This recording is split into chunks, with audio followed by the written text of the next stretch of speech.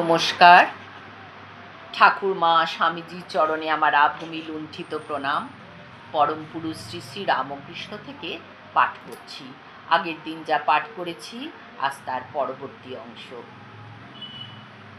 ঠাকুর বলতে লাগলেন সমাধির কথা। কাকে বলে সমাধি? সমাধি কয় রকম? কিসে কেমন অনুভূতি? সে এক অপূর্ব বর্ণনা। সমাধি 5 রকম: পিপীলিকা, মৎস্য, কপি, পক্ষী আর তীর্যক। কখনো বায়ু ওঠে পিঁপড়ের মতো শিরশির করে, কখনো ভাব সমুদ্রে আত্মা মাছের মতো খেলা করে, আনন্দে সাঁতার কাটে। কখনো বা পাশ ফিরে রয়েছি, মহাবায়ু পাশ থেকে ঠেলতে থাকে, আমোদ করতে চায়। আমি চুপ করে থাকি, টু শব্দ করি না।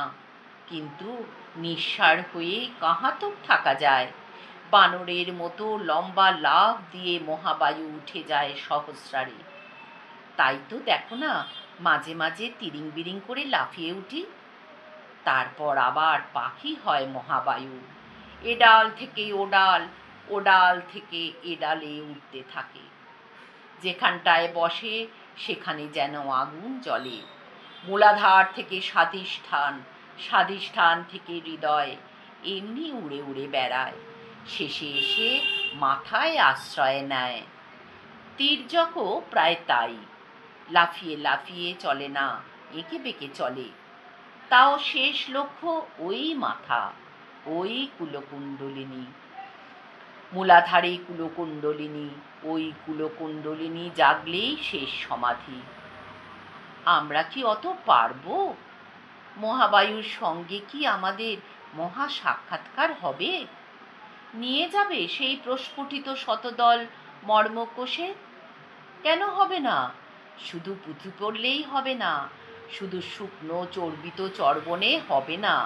তাকে ডাকলে হবে, তার জন্য কাঁদলে হবে, তাকে ভালোবেসে তার জন্য ব্যাকুল হলে হবে। কান্না কখনো পুরনো হয় না, এর কান্নার সঙ্গে মেলে না ওর কান্না। প্রত্যেকটি কান্না মৌলিক, নিত্য নতুন। বিষয়ে চিন্তাই মনকে দেয় না সমাধি হতে। আবার বলতে লাগলেন ঠাকুর, সূর্য উঠলে পদ্ম ফোটে, কিন্তু মেঘে যদি সূর্য ঢাকা পড়ে থাকে তাহলে পদ্ম তার দল মেলে না। তেমনি বিষয় মেঘে জ্ঞান সূর্য ঢাকা পড়লে ফোটে না আর ভক্তি কমল। আরেক রকম সমাধি আছে, যাকে বলে উন্মনা সমাধি। ছড়ানো মন হঠাৎ কুড়িয়ে আনা। এ কি যে সে কথা? মানুষের মন সর্ষের পুঁটলি, পুঁটলি খুলে গেলে সর্ষে সব ছড়িয়ে পড়ে। তখন তাদের কুড়িয়ে এনে ফের পুঁটলি বাঁধা কি সোজা কথা? একটু মন হয়তো গুটিয়ে এনেছ, অমনি কোত্থেকে বিষয় চিন্তা এসে উদয় হলো, দিল সব ছত্রখান করে। সেই নেউলের গল্প জানো না? ল্যাজে ইট বাঁধা নেউল, দেয়ালের গর্তে তার নিভৃত সমাধির কোঠারে আছে দিব্যি আরামে। ওই ইটের টানে বারে বারে বেরিয়ে আসছে গর্তর থেকে। যতবারই গর্তের মধ্যে সস্থানে বসতে চায় আরামে, ইটের জোরে ততবারই এসে পড়ে বাইরে। বিষয় চিন্তাও অমনি। যতই মন ঈশ্বরের পাশটিতে এসে বসতে চায়, ততই বিষয় চিন্তা টেনে বের করে দেয়, ঘটায় যোগভ্রংশ। উন্মনা সমাধি কেমন যেন? উন্মনা সমাধি কেমন জানো? সেই থিয়েটারের ড্রপ উঠে যাওয়া, দর্শকেরা পরস্পরের সঙ্গে গল্প করছে, হাসি ঠাট্টা করছে, অমনি থিয়েটারের পর্দা উঠে গেল। তখন সকলের মন সহসা অভিনিবিষ্ট হলো অভিনয়ে। আর নেই তখন বাহ্য দৃষ্টি, বাহ্য চেতনা। যেন উঠে পড়ল মায়ার পর্দা, জেগে উঠল যোগচক্ষু। আবার খানিকক্ষণ পর যখন নেমে এলো মায়ার পর্দা, মন আবার বহির্মুখী হয়ে গেল। আবার শুরু হলো গাল গল্প, বিষয়ে চিন্তা। যে কে সে? তাই বা মন্দ কি? সংসারী লোকের পক্ষে যত বেশি উন্মনা হওয়া যায়, যত বেশি ঘরে থেকে নিজেকে অনুভব করা যায় বনবাসীর মতো, উন্মনা হতে হতেই স্থিত সমাধি হয়ে যাবে। একেবারে বিষয়ে বুদ্ধি ত্যাগ হলেই স্থিত সমাধি, সর্বক্ষণেই বাহ্য জ্ঞান শূন্য।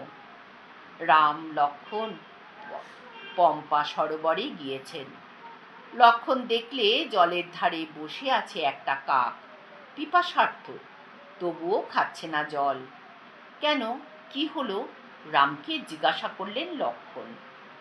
রাম বললে, ভাই, এ কাক পরম ভক্ত, অহর্নিশ রাম নাম করছে, ভাবছে জল খেতে গেলে পাছে রাম নাম জপ ফাঁক হয়ে যায়, তাই ঠোঁট দিয়ে জল স্পর্শ করছে না, নাম সুধাই হরণ করছে তার দেহ পিপাসা। সংসারী লোকের সেই একমাত্র উপায় নাম জীবিকা, হরিনামাকৃতা মালা পবিত্রা পাপনাশিনী।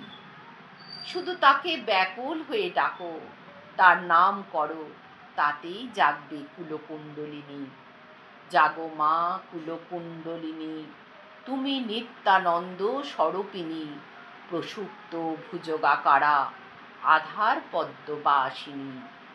ওই কুণ্ডলায়িত সাপ ফনা না তুললে কিছুই হবে না।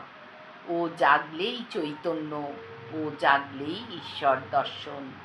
ওং নিরঞ্জনম নিত্যমনন্তরূপম ভক্তানুকম্পাধৃত বিগ্রহম বৈ ঈশাবতারম পরমেশমিদ্যম ত্বং রামকৃষ্ণম শিরসা নমামো।